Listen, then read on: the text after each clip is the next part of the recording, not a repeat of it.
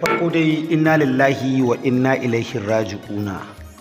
Kamar yadda kuke gani wannan bidiyo shine yadda aka gudanar da jana'izar jarumar TikTok. A cikin wannan bidiyo yake bayyana kamar yadda kuke ganin hotonta. Jaruma Hadiza Allah subhanahu wata'ala ya mata rasuwa kamar yadda ya alƙawari akan kowane mutum, kullu nafsin za'iqatul maut, dukkan mai rai mamaci ne. Sai dai mutum yana cikin yin sabgoginsa, yana harkokinsa, bai san yaushe zai mutu ba. Wannan jaruma kamar yadda ake gani cewa tana daga cikin jaruma da take nishadantar da mutane a cikin kafafen sadarwa.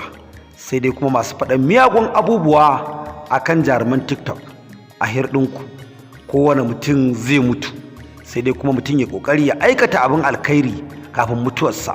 Haka za a zo a jana'izar ka, aje gawarka kamar yadda aka aje gawar Hadiza.